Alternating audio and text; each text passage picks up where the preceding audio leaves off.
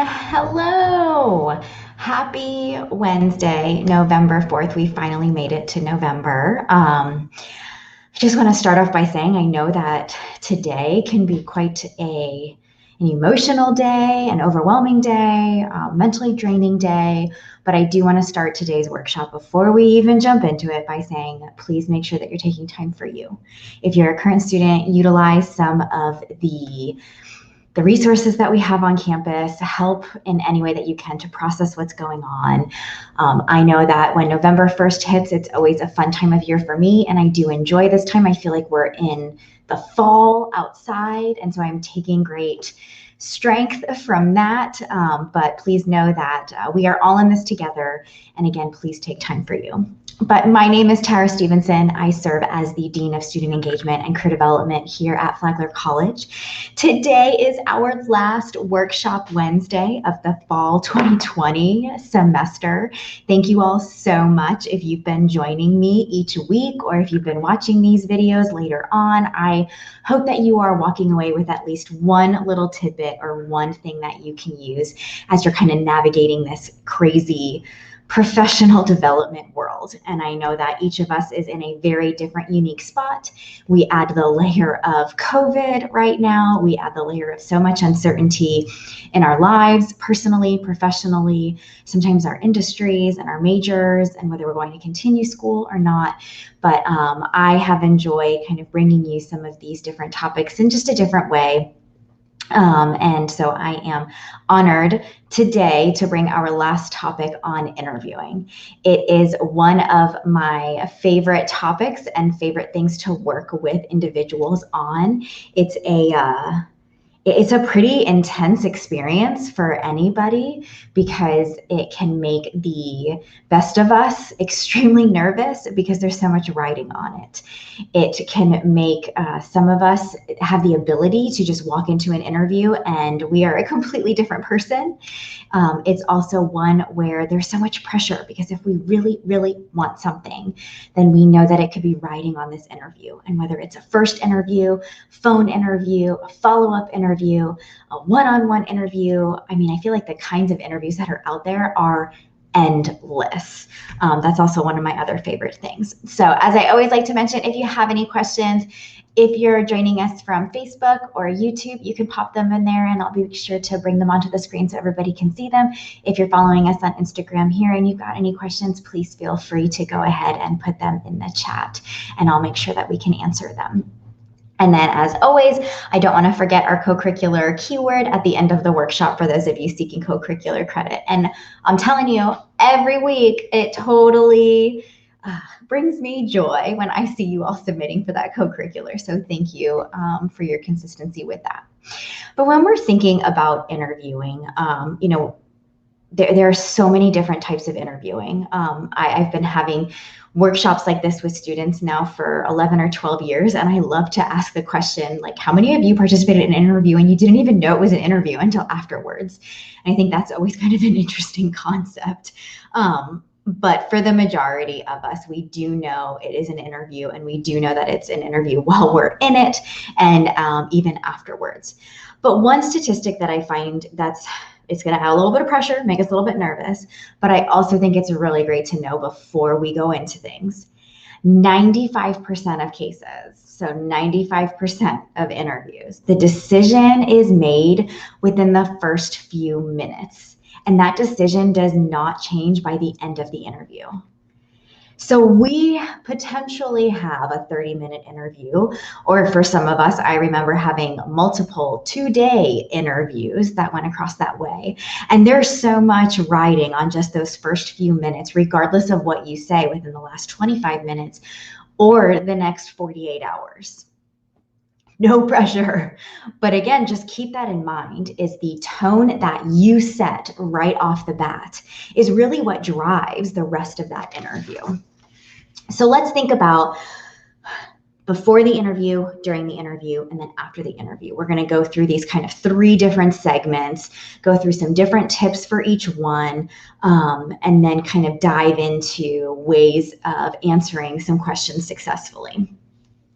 So when you are contacted for an interview, it may be via email, it may be via phone call where they're asking you about it, you want to demonstrate that enthusiasm right off the bat. A resume is submitted for a position, and there's really no personality that's associated with it outside of whatever you've put on that sheet of paper. However, when somebody is contacting you for an interview, all of a sudden you get to be a bit more creative with your response. Oh, thank you so much for calling. Oh, I'm sorry, I can't really chat right now. Like, those two are very different responses right off the bat when somebody asks you for an interview. That could potentially set a tone throughout a whole lot. Confirm who will be meeting with you during that time. Confirm for how long. I think it's great that as so many of us get nervous with interviews, or we have different levels of anxiety when it comes to them, the more things that you can control or anticipate makes you feel a little bit better about it all. So how many people will be there? How long can you expect to maybe be there?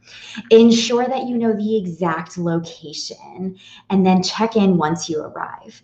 I can't stress enough.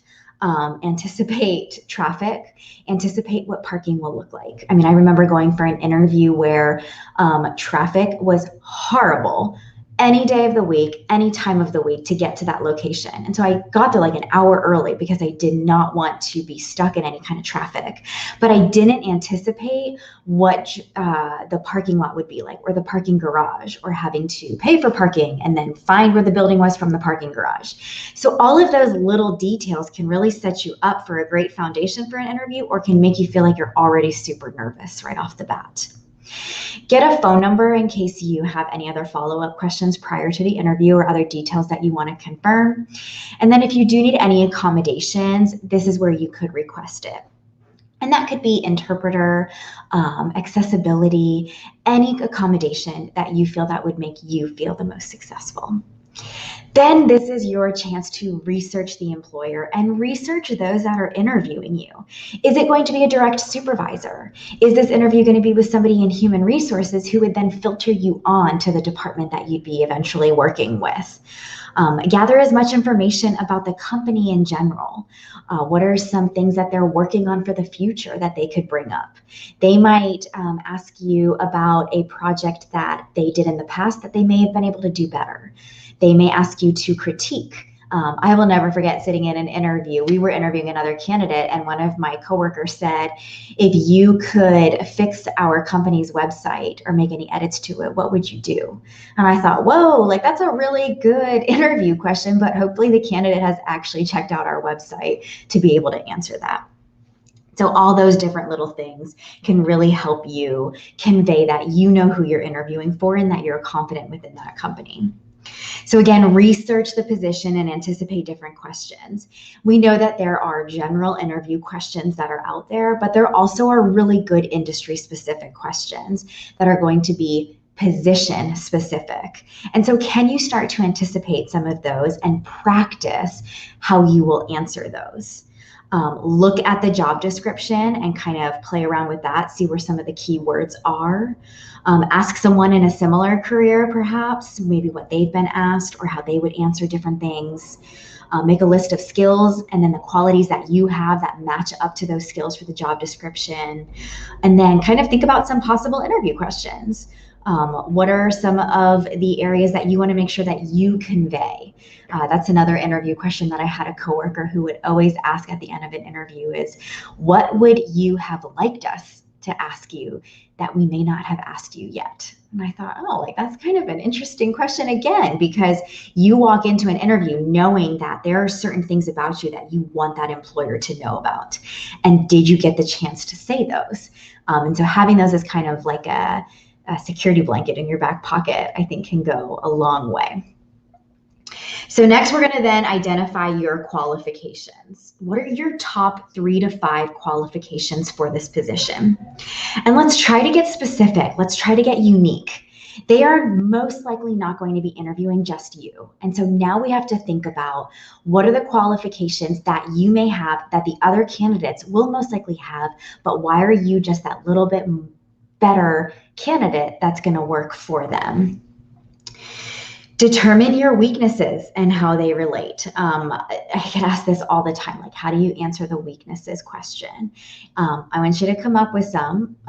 Think about your areas of growth is how we can call them. And really be honest with them. Is it knowledge that you need to gain in the area? Is it perhaps that there are a few skills that you still need to gain experience in to feel a bit more confident? There could be a lot of different ways to answer this while turning it around as I am ready to jump in on those improvements versus just focusing on these areas that I'm really weak in. Prepare a professional portfolio. And so this may be samples of your work. I always suggest for those that are coming to an interview is grab a Padfolio. It's kind of like a shield. I'm a big superhero fan, and so I think about like your shield of armor. It's also like a good way to walk in. A Flagler College one is fantastic, and it makes you super proud of your institution or your alma mater. In there, you can have a notebook and you can put questions that you want to ask them, maybe some key words to help psych you up, knowing that you have listed out those qualifications to help remind you. Put a couple pieces of your resume, copies of your resume in there so that if anybody shows up to the interview that you weren't expecting, or at the last minute they're able to make it and they didn't get to see your resume, then you can give them to those. Putting together a portfolio, I've had a couple different discussions on whether you have a print portfolio and whether you bring that with you. Obviously, we never want you to bring something that's super cumbersome and then it's just kind of clunky and you're trying to manage it while also walking into the interview or something like that. If you have a few pieces from your portfolio that you'd like to bring into that Padfolio, I think that's absolutely fine. But with those pieces or with a portfolio, like a print, a lot of our graphic design students will print a portfolio. You have to really make sure that it's appropriate to bring that up in an interview. There's different questions that may come up where you're asked to talk about an experience. And then at the end, you may say, if we have some time, I'd love to show you some pieces in my portfolio that exhibit those skills that I just explained to you. Instead of kind of awkwardly saying, but I want to show you my portfolio. And then we're going to look at just preparing for all those different types of questions. So let's jump into now the actual, well, before we even jump into the interview, there's one thing that I do have to make sure that we cover is you have driven to the spot, you have parked your car or you've been dropped off, and then you have to check in someplace. Wherever you check in or whoever you check in with, you are on your interviewing game because that person is the best person to ask about how you arrived and how you treated them. I will never forget, I interviewed a candidate for a position in our office last year. And I remember a coworker coming to me later on and saying, I met that candidate in the parking lot and they were just the nicest candidate. And they asked me about directions on where to go. And I just wanted you to know that that candidate just left such a lasting impression on me.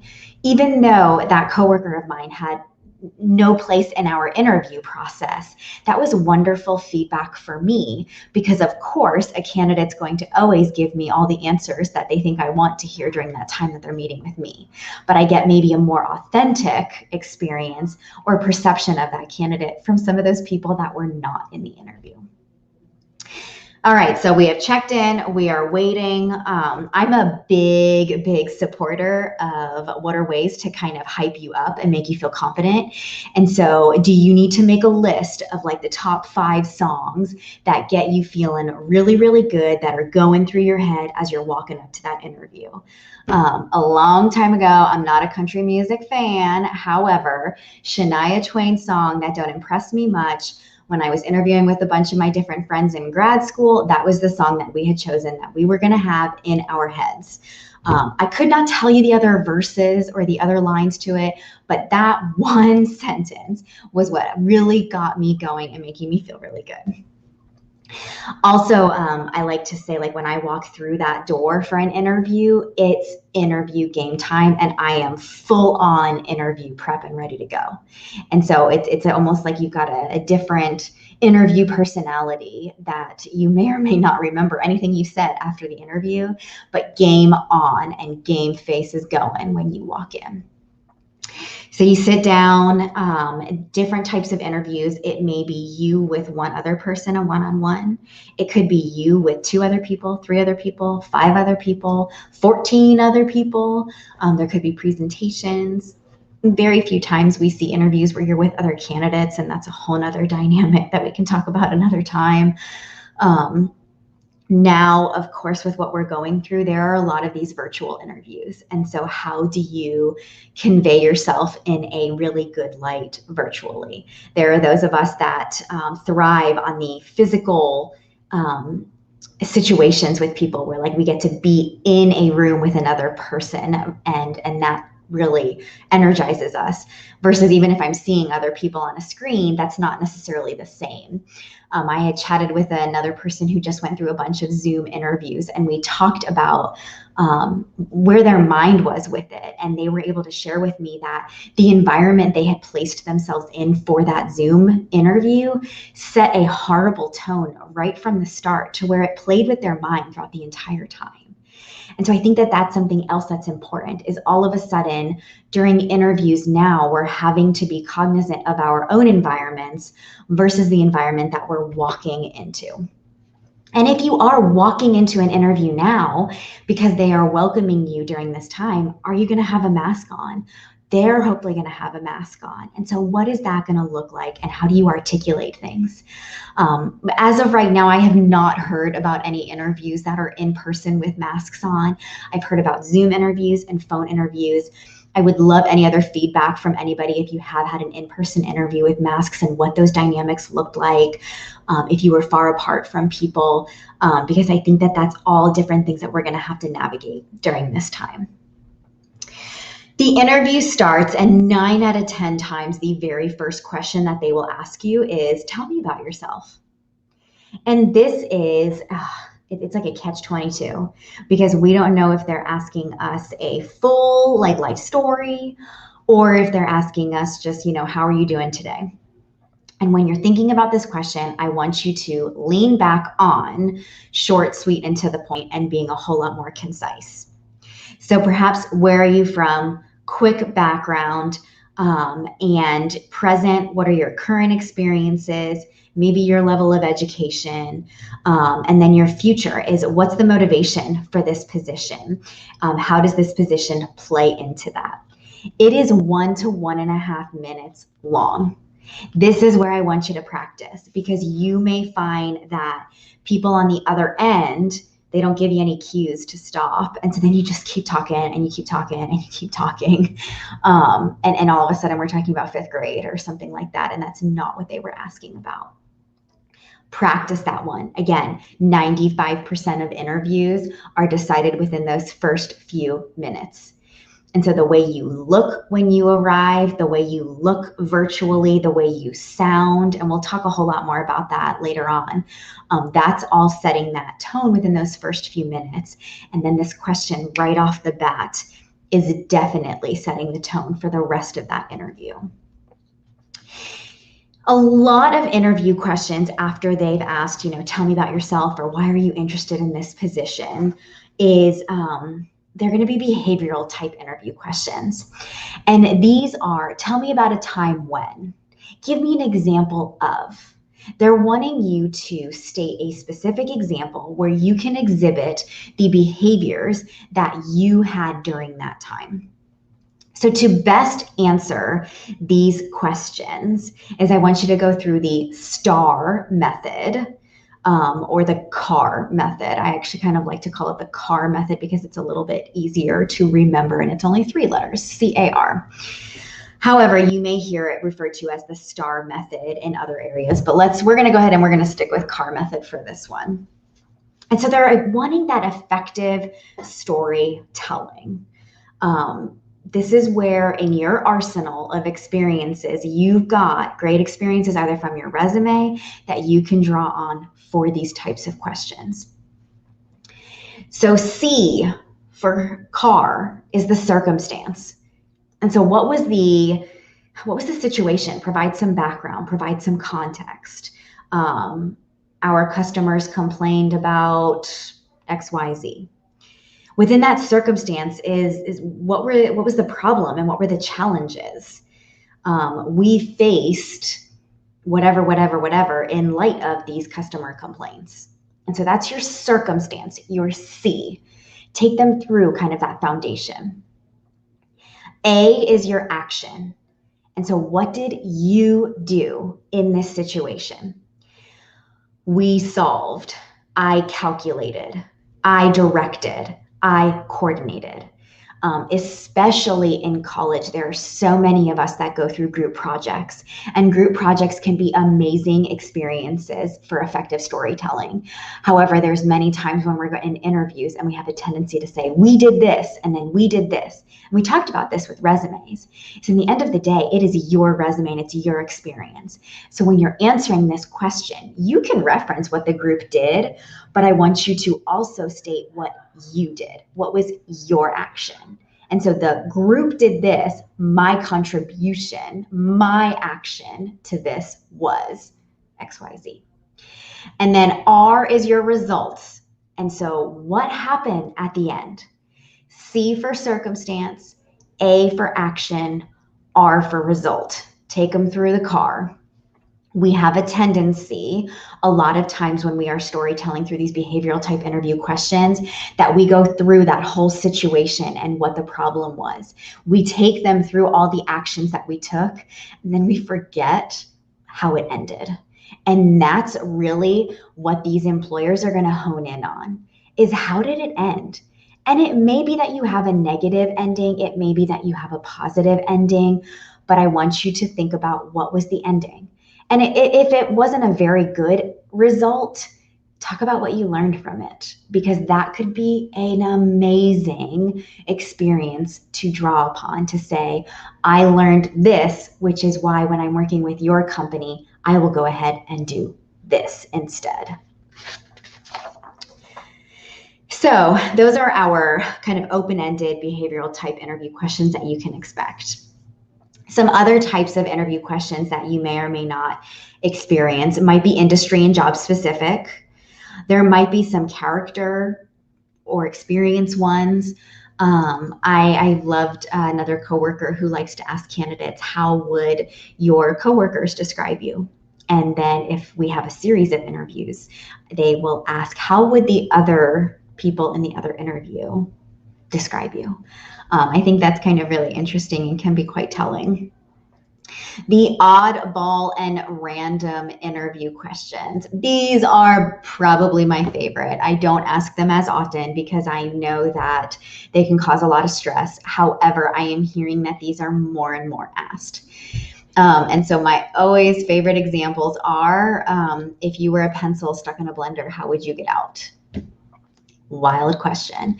Could you imagine sitting in a professional interview and you've been asked all these different behavioral type interview questions and you've told them about yourself and you've kind of touched upon your strengths and your weaknesses, and now all of a sudden they're asking you if you're a pencil in a blender, how would you get out? They are looking for how you respond to that random creative question. Can a pencil actually get out of a blender on its own? We could probably debate that, but they are looking for your creativity. They're looking for your on-the-spot reaction. So could you say that you would drill a hole into the side of the blender and get out? Could you say that you would turn the blender on and shimmy your way on out? Could you bounce on the eraser to get out? All of these things, I don't think personally a pencil could actually do on their own. However, they're showing that creativity. If you were a bicycle, what part would you be and why?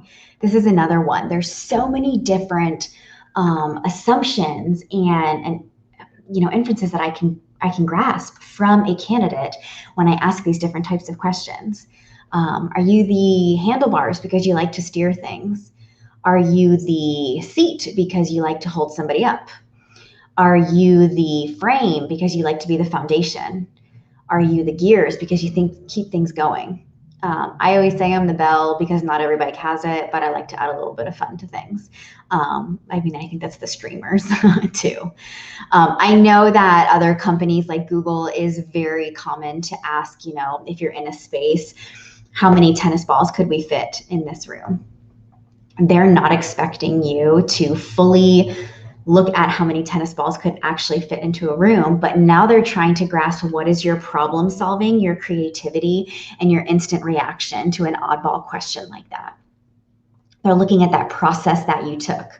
And so if this room is on average, 10 by 10, and a tennis ball is this size, maybe it's by this, they're not going to be like, oh, well, they didn't get even close to the average of how many tennis balls could fit in here, but they're looking to see if you're going through a process and if you're actually solving it. It's okay to kind of laugh when something is asked like this, but we never want to put it down, or we never want to be like, oh, well, a pencil would never be able to do that. That's kind of like silly. And I know that that sounds so basic, but I think it's a good reminder to us to just make sure that we're saying, like, they're asking these questions for a reason. Maybe they want to get to know your personality a little bit. As I mentioned, I'm a big superhero fan, and so I used to always ask, if you were any superhero, what would it be, or who would it be and why? And I think that's always kind of fun to find out. So interviews, again, may last 15 minutes, 30 minutes. It could last lots of different times. You may find that interviews could become more conversational as you get that chance to ask things back and forth. It might be a bit more formal. It might be where they ask a question and then you answer it. I've heard a few interviews where they're asking a question, and I say they, it's a computer program that's asking the question, and you are recording yourselves, and there's no way to get any sort of feedback because you're not interviewing with a person. They're recording your answers and then reviewing them later on. That's pretty intimidating. That's a good first way to weed through some different candidates, but show some of your personality. Again, I love hearing when people say, I need to just get into the door. I need to just interview with somebody. And so we always are looking at how to get your, how to get your interview, how to get your resume into the interview, so that you can kind of showcase that personality. So we talked earlier about your impression in the very beginning. So let's go ahead and wrap that up a little bit. So your impression is 55% appearance. So when you are going for an interview, I don't care who or what you're interviewing for, you are dressed all the way professional. I hear a lot of times, well, my industry, like, they wear polos and shorts all the time. You set the tone. And so you show up full suited, you allow them to say, it's okay, you can take your suit jacket off if you'd like to be a bit more comfortable. But then you have set the tone that you are a professional right off the bat. 38% is your voice quality. If you think about any time that you've listened to a presentation, or that you've been in a room where you've heard somebody or a group of people talking, and that voice quality can really determine whether they're staying engaged with you or whether they're kind of thinking about something else. So thinking about your tone, how fast you talk, the uhs, the ums, the likes, all of that stuff, people can zero in on if there's a whole lot of it. And then 7% is content. That's another overwhelming statistic. I'm really sorry, but to get them to focus on that content, you have to set that stage in a professional way right off the bat. So we've had our interview. We are talking about our impression. We're talking about how we're looking. We're talking about that voice quality, answering different types of questions. We've talked about the skills and how we are qualified. And then we come towards the end of the interview. And most times the interviewer will say, do you have any questions for us? You will always have a question. And I don't care if you already know the answer to it, but you will always have a question or two for that employer. And these could be, what is the culture like? It could be my go-to question at the end of every interview, which is always my last interview question. What is your hiring timeline? That allows for me to know maybe how long I'll be waiting. I also feel like I can get some great personality from them. They might say, well, we have a lot of other candidates that we're going to be interviewing, and so we'll definitely let you know. That can tell me, I'm not too sure how I did with that one. They might say, we really enjoyed chatting today. We're looking to make a quick decision. We will be in touch with you soon. And I've gotten more positive feedback on how I did. And so I do like to ask that question. You could ask, what's a typical day like? What are the biggest challenges facing this position or this industry? I love seeing, like, what do you like most about working here? Or why are you working at this company? Or tell me about your journey through this company. What better way to find out more about the position and the people? I want you to balance this, oh my goodness, I have to make sure that I'm showcasing myself in the best light, with you're interviewing them as well. This is an internship or a job that you're going to be spending a lot of time at. So are you going to like where you're at or like the people that you're with? Take the time to ask them a little bit more as well. This is not the time to ask about salary, benefits, vacation, things like that. That can lead to some judgments on whether you're only interested in the money and not necessarily the job or the organization. So at the end of the interview, they might ask, are there any other questions? You can say no, and that's where you'll say thank you. I'm still, I think, trying to navigate this handshake world because we are not doing handshakes right now because of all the COVID. I do think it's kind of funny with Zoom about whether people are waving or not. That could be something, if it's in your personality, end it the way that you would like to end it. If a handshake is uncomfortable and somebody comes up to give you a handshake, I absolutely think it's appropriate right now. I'm so sorry, I'm not really comfortable handshaking right now, but I do appreciate the time that you have spent with me. End on a really positive note. You leave, and then you breathe a huge sigh of relief. And you may or may not have any idea what you just spent that entire interview talking. I joke all the time, whenever I interview, I have no idea what I just spent time talking to people about. No idea. Couldn't even tell you, because I was such in like the mindset of the game. But after the interview, you will always send a thank you. You could send it via email. You could send it a written one, as long as it's an easily accessible address. And so sometimes if it's at a building that they probably won't get the written mail for quite some time, I do think then that writing a thank you email is absolutely appropriate. And that should come 24 to 48 hours, definitely more within the 24 hours, I think. And it could be that you've made some notes during the interview and you reference some of the things in that thank you.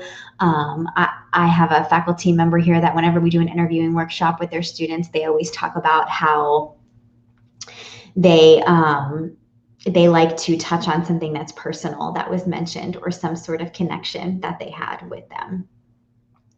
Once the appropriate amount of time has passed, and so my goodness, if that's not subjective in and of itself, then you can call to kind of follow up. However, I would do about 2 minutes. As we've been talking through all of these workshops during this COVID time, the length of time for hiring is taking a lot longer.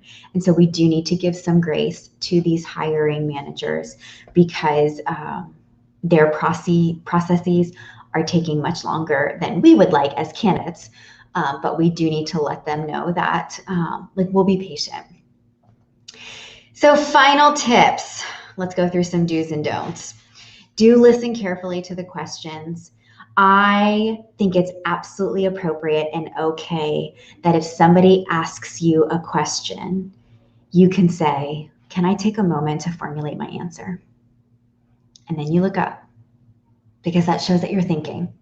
If you're looking down, it makes it look like you have no idea what you're trying to say. However, that statement right there, you need to reserve for the biggest questions that you really need that time to think about. Because we cannot, after every single interview question, be saying, can I take a moment to formulate my answer? But it is okay to pause. When we're in interviews, we're very, very nervous and we're very, very anxious, so we can have a tendency to talk fast. I joke with people all the time, I'm from up north, so naturally I talk fast.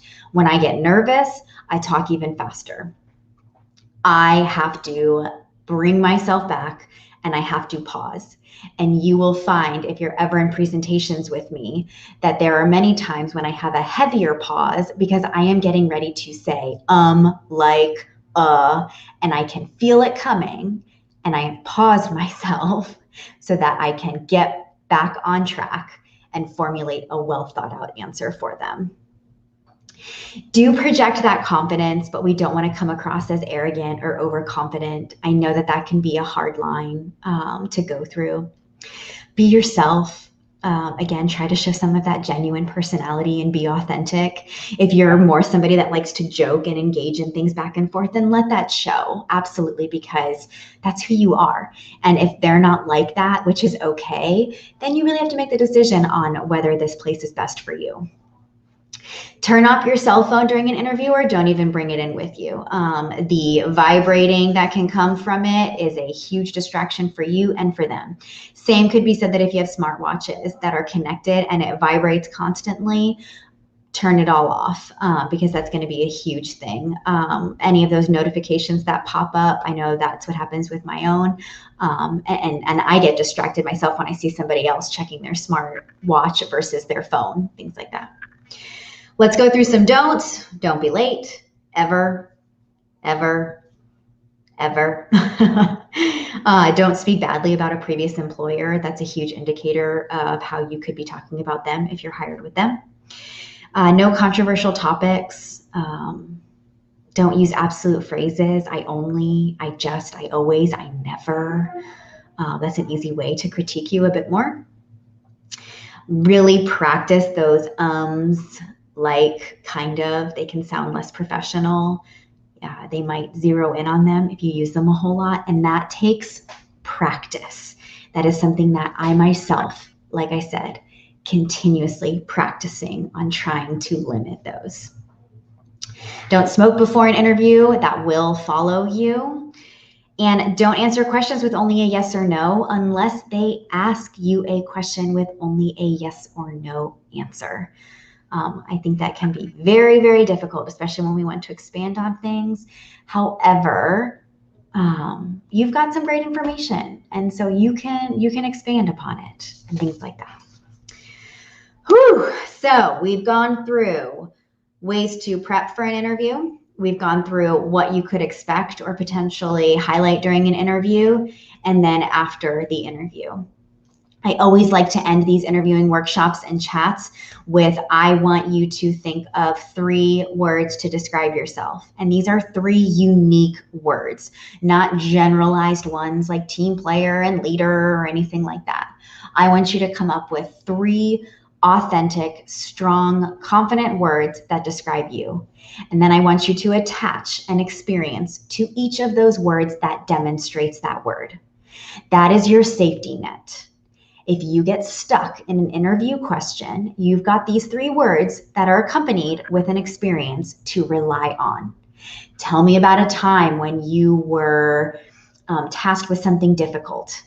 Could you draw upon one of those? Tell me about your proudest moment. Tell me about a time when you really struggled. Take those 3 words and what's the antonym? What's the opposite? Turn it around. My example is I like to use one of the words as positivity or positive as my word to describe myself. I like to bring a positive spin to a lot of things, and I will always find the positive aspects of areas. If people ask me an area of weakness or where I struggle when the task at hand is not something that's given a lot of positive it's not seen as a positive thing. The people that are involved in it are very negative about it. It's not something that's going to bring about a positive change. I am not at my best. I typically will pull back from a task because my positivity is drained completely from that. So now I've taken one of my strengths and I've been able to answer it with a weakness question because I flipped it. But think about those. Think about those. I also, let's go back to that superhero thing. You've got your shield with your Petfolio. Those 3 words are your cape, and you ride in on that cape, and you know that you've got it. I, again, love to chat about interviews and I love to help you. And I know that these can be extremely anxious situations. And so if we can help you with any mock interviews or practicing some things, please let our office know and we would be more than happy to help you. If just simply trying to navigate this virtual world and how to showcase yourself best on a computer and we can practice that, that's something to help get you feeling a lot more confident when it comes to these. Our co-curricular word for the day is Wednesday. It's our last Wednesday. It's our last workshop Wednesday. So please email careerdevelopment@flagler.edu the word Wednesday for co-curricular credit for today's workshop. Thank you all so much for joining me through all these weeks. Please, please, please mask up. Be a great community member. We got to get through this so that we can have more in-person interviews, or potentially in years we could get back to handshakes. I'm such a handshake person, and it's been very difficult for me when I meet somebody new that I am now pulling that back. But stay safe, stay healthy, take some time for you. Please know that we are here for you as a resource. We are on campus to meet with you either in person, virtually, or over the phone. Again, during this very uncertain time, and as there's so much up in the air today, remember to take some time for you with some self-care. I wish you all the best, and thank you all so much. Talk to you soon. Bye-bye.